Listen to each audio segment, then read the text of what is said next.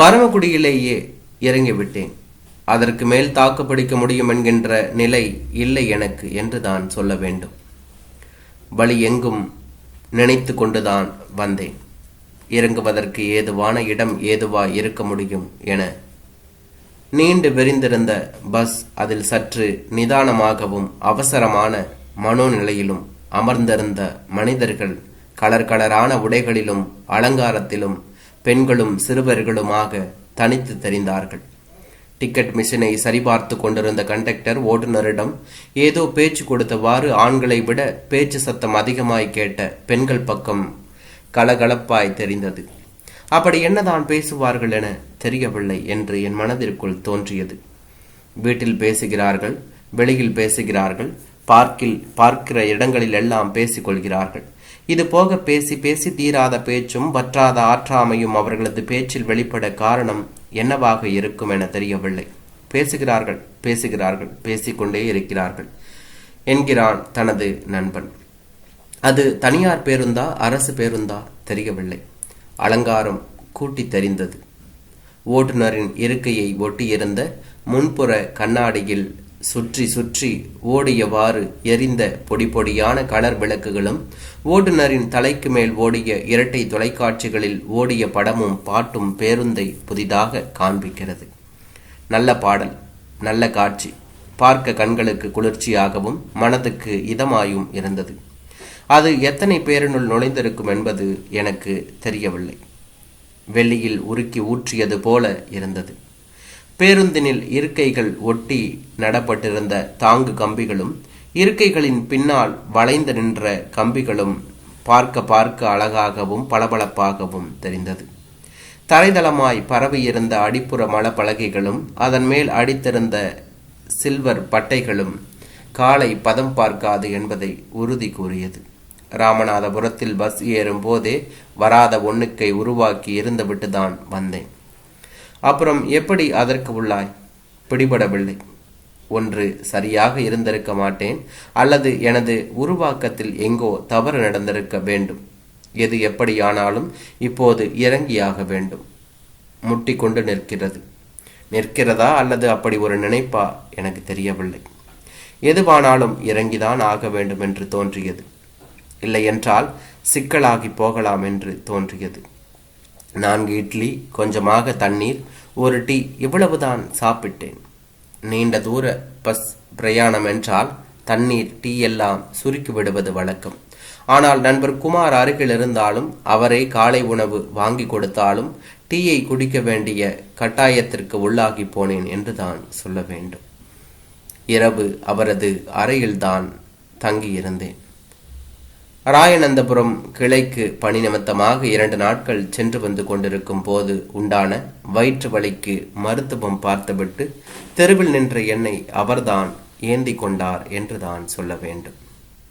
முருகவேலும் மரிய சுரேசுமாய் என்னை கைக்குழந்தை போல பாவித்து அழைத்து கொண்டு மருத்துவம் பார்த்து கொண்டு வந்து விட்டபோது தாங்கிக் கொண்ட முக்கிய மனிதராகிறார் குமார். மரிய சுரேஷ் சொன்னார், இது ஒன்றும் பெரிய ஆபத்து இல்லை, பெரிதாக நினைத்து பயப்பட வேண்டாம். எனக்கும் வந்திருக்கிறது. வழி வந்த நேரங்களில் தாங்க மாட்டாமல் தலைகீழாகவெல்லாம் நின்றிருக்கிறேன். இப்போது போட்ட ஊசி 24 மணி நேரம் பவர், அதற்கடுத்து வழி வந்துவிடும் என்று சொன்னார். ராயந்தபுரத்திலிருந்து முருகவேல்தான் என்னை இறக்கிவிட வந்திருந்தார். அவர் அந்த கிளையில் தொகுப்பூதிய அடிப்படையில் வேலை செய்கிறார். நான் பணி நிமித்தமாக சென்றிருந்த 2வது நாள் முடிந்து சீக்கிரமாக ஊர் சென்று விட வேண்டும் என்கின்ற நினைப்பிலும் அவசரத்திலும் அவரது 2 சக்கர வாகனத்தில் கொண்டு வந்து ராமநாதபுரம் வரை விட சொல்லியிருந்தேன். அவரும் சரி என்று சொல்லியிருந்தார். காலையில் வேலை ஆரம்பிக்கிற போதே ஆகியிருந்த உடன்பாட்டை மாலை 5 மணிக்கு அமல் செய்தோம். 16 கிலோமீட்டர் தூரத்தை அவரது பேச்சும் தகவல்களும் நிரப்பியது. அவர்தான் வண்டியை ஓட்டினார் என்று தான் சொல்ல வேண்டும். 16இல் பாதி தூரம் கடந்திருந்த போதுதான் பாழாய் போன அந்த வழி ஆரம்பித்தது. நான் எப்போதும் வருகிற அல்சர் வழிதான். அது மாத்திரை போட்டால் சரியாகி போய்விடும். அப்படியும் அடங்காமல் ரொம்பவும் வலித்தால் ராமநாதபுரத்தில் இறங்கி ஏதாவது ஆஸ்பத்திரியில் ஊசி போட்டுக்கொண்டு போய்விடலாம் என நினைத்தவாறு பயணித்த நேரத்தில்தான் வேர் ஊன்றியிருந்த வயிற்று வலி மெது மெதுவாக பரவி தனது கரங்களை அகல வெறித்து தாண்டவமாடியது. வாகனத்தில் ஒழுங்காக அமரக்கூட முடியவில்லை. உடம்பு பாடாய்படுத்தியது. நடுவயிறு, கீழ்வயிறு, தொடை, நெஞ்சி, உணவு குழாய், வயிற்றின் பக்கவாட்டு பகுதி என எல்லாம் வலிக்கவும் எரியவும் செய்தது என்று தான் சொல்ல வேண்டும். உடலை நெளித்து அமர்கிறேன், குந்தி அமர்கிறேன், நிமிர்ந்து அமர்கிறேன். எதையும் சட்டை செய்யவில்லை வலி. தனது கோர கரம் விரித்து தன்னை நிலைநிறுத்தி கொள்வதில் உறுதியாக இருந்தது. அந்த உறுதி என்னை நிலை குலைய செய்துவிட கொஞ்சமாய் அதைரியமாகி விடுகிறேன். தாங்க மாட்டாத வலி லேசான தலை சுற்றலை உண்டாக்கி விடுகிறது. முருகவேலிடம் சொல்லி வண்டியை நிறுத்தச் சொல்கிறேன் என்று தான் சொல்ல வேண்டும். அவரிடம் விஷயத்தை சொன்னதும் அதிர்ச்சியாகி, சார் என்ன செய்யலாம் சொல்லுங்கள் என்கிறார். அப்படியே கொஞ்சம் நிற்போம் என்றவாறு பையிலிருந்த பாட்டில் தண்ணீரை அவசரமாக எடுத்து முகம் கழுவி குடித்துவிட்டு அப்படியே தரையில் அமர்ந்து விடுகிறேன். அது எந்த இடம் எது தெரியவில்லை. எத்தனை ஆடுகள் மாடுகள் ஒதுங்கியதோ, எத்தனை முறை நாய்களும் மற்ற ஜீவராசிகளும் ஒதுங்கி இருக்கும் என தெரியவில்லை. அவசர ஆத்திரத்திற்கு எத்தனை பேர் ஒண்ணுக்கு போன இடமோ மெய் மறந்து அமர்ந்து விடுகிறேன். கருத்து நீண்ட சாலையில் விரையும் பேருந்துகள், பெரிய சிறிய கனரக மற்றும் இருசக்கர வாகனங்கள், மனிதர்கள் எதுவும் எனது கவனத்தை ஈர்த்ததாக தெரியவில்லை. ஆனால் இது சாதாரண அல்சர் வழிதான் என்பதில் உறுதியாக இருந்தேன். அதனால் அதிக பயமில்லாமலும் இருக்க முடிந்தது. வலிவுடனும் நோயுடனுமாக வாழ பழகி கொண்ட மனிதம் படும் பாடு இப்படி நட்டநடு வீதிகளிலும் ரோட்டிலுமாக விரிந்து காட்சியளித்தவாறு பல்லெளித்து கிடக்கிறது. தலை சுற்றல் சரியானதும் அவரிடம் அப்படியே மெதுவாக ராமநாதபுரத்தில் ஆஸ்பத்திரியில் காண்பித்துவிட்டு சென்று விடுகிறேன். நேராக ஏதாவது ஒரு ஆஸ்பத்திரிக்கு வண்டியை விடுங்கள் என்று சொன்னேன். அப்படியே செய்த அவர் ராமநாதபுரத்தில் பணிபுரியும் மரிய சுரேஷையும் குமாரையும் சந்திக்க செய்து விடுகிறார். விஷயம் கேள்விப்பட்டதிலிருந்து மரிய சுரேஷ் பரபரப்பாகி போனார். சற்றே பதறியும் போனார். உயிர் நண்பனாகவும் உற்ற தோழனாகவும் பாசாங்கு அற்ற மனிதராகவும் எப்போதுமே இருக்கின்ற அவர் அந்த ஊரின் அரசு மருத்துவமனைக்கு கூட்டிக் கொண்டு போனார் என்று தான் சொல்ல வேண்டும். அங்கிருந்த மருத்துவர் வலியை சொன்னதும் சொல்லிவிட்டார், இது சிறுநீரக கல்லடைப்பு தான், வேறு ஒன்றுமில்லை என்று. அதற்கான ஊசி போட்டு மாத்திரைகளை கொடுத்ததும் கால் மணியில் வலி சரியாகி போனது என்று தான் சொல்ல வேண்டும். அது சரியாகும் தருணம் வரை நான் துடித்த துடிப்பும் எனது மனோநிலையும் வெளியில் சொன்னால் வெட்கக்கேடு.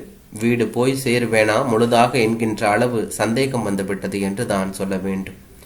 அதிலும் அரசு மருத்துவமனையில் இருந்த நர்ஸ், ஏதாவது பிரைவேட் ஆஸ்பத்திரியில வேணும்னா அட்மிட் பண்ணிருங்க, அவரு வலி தாங்க மாட்டாம துடிக்கிறாருல்ல என சொல்லிவிட எனது சந்தேகம் வலுப்பட ஆரம்பித்தது என்று தான் சொல்ல வேண்டும். வலுப்பட்ட சந்தேகம் தனது முடிச்சுகளை இருக்க ஆரம்பித்திருந்த நேரம் வலி உச்சத்திற்கு போய் படக்கென்ற குடைந்து விட்டது. மரிய சுரேஷ் மிகவும் சரியாக சொன்னார். அது அப்படிதான், இப்போது வலி முற்றிலுமாக குறைந்து வயிறு சாதாரண நிலைக்கு வந்திருக்குமே என்று சொன்னார். நல்ல வேளையாக பிரைவேட் ஆஸ்பத்திரிக்கு அட்மிஷன் என்கின்ற தர்ம சங்கடம் எல்லாம் நிகழாமல் போனதில் பெரிய நிம்மதி என்று தான் சொல்ல வேண்டும். மரிய சுரேஷின் இருசக்கர வாகனத்தில் தான் சென்றிருந்தோம். அவரை சந்தித்ததும் முருகவேல் போக சொல்லிவிட்டோம் என்று தான் சொல்ல வேண்டும். 16 கிலோமீட்டர் பயணிக்க வேண்டுமே, அவரும் போய்விட்டார் என்று தான் சொல்ல வேண்டும். தர்ம சங்கடங்கள் சூழ்ந்து கொண்ட தருணமாய் அது பட்டது எனக்கு.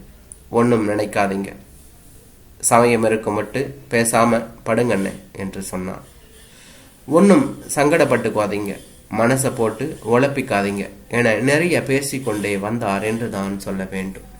நாங்கள் வருகிற வழியில் உயரமாக கோபுரம் வைத்திருந்த ஒரு கோவில் தெரிந்தது. அது என்ன கோவில் என்று எனக்கு சரியாக தெரியவில்லை. மரிய சுரேஷிடமும் கேட்கவில்லை என்று தான் சொல்ல வேண்டும். ஆயினும் அந்த கோவில் கோபுரத்தின் உச்சியில் சுரேஷும் முருகவேலும் தெய்வங்களோடு தெய்வங்களாய் தெரிந்தார்கள் எனக்கு என்று தான் சொல்ல வேண்டும். அவர்கள் செய்த உதவிக்கு அவர்களுக்கு கோவில் கட்டி கும்பிட வேண்டும் என்றுதான் எனக்கு தோன்றியது. ஆனால் அந்த அளவு வசதி இல்லை எனக்கு. எல்லாம் முடிந்து குமாரின் ரூமில் இறக்கி விட்டுவிட்டு இரவு டிஃபன் வாங்கி கொடுத்து விட்டு சென்று விட்டான் என்று தான் சொல்ல வேண்டும். வீட்டில் சின்ன பிள்ளைகள் இருக்கிறார்கள், அவர்களை கவனிக்க வேண்டும், இல்லையானால் உங்களுடன் இருந்து விடுவேன் என கூறி பிரியாவிடை பெற்றுப்போன மரிய சுரேஷும் முருகவேளையும் நினைத்து கொண்டு படுத்த எனக்கு தூக்கம் சரியாக வரவில்லை என்று தான் சொல்ல வேண்டும். நடு இரவு எழுந்து மரிய சுரேஷ் வாங்கி கொடுத்த இட்லியை சாப்பிடுகிறேன். சட்னி கெட்டு போயிருந்தது. நல்ல வேளையாக சாம்பார் நன்றாக தான் இருந்தது. நானும் அதை சாப்பிட ஆரம்பித்தேன். கடைக்காரர்களுக்கு தெரியுமா இப்படி ஒருவன் வாங்கி வந்த டிஃபன் நடு சாமத்தில் நடு இரவில் பிரித்து சாப்பிடுவான் என? ஆனால் என்னை போல நடு இரவில் சாப்பிடுபவர்கள் நிறைய இருப்பார்கள் என்று என் மனதிற்குள் தோன்றியது. அதே போலதான் தெரிகிறது. சமீப காலமாக அதன் எண்ணிக்கையும் கூடிவிட்டது போல தெரிகிறது. அதை வெளியில் தெரியாமல் பராமரித்துக் கொள்வார்கள் போலும் என்று தோன்றியது எனக்கு. மறுநாள் காலை சீக்கிரமாக எழுந்து விட்டேன். என் அருகில் படுத்திருந்த குமார் அப்போதுதான் புரண்டு படுத்தார்.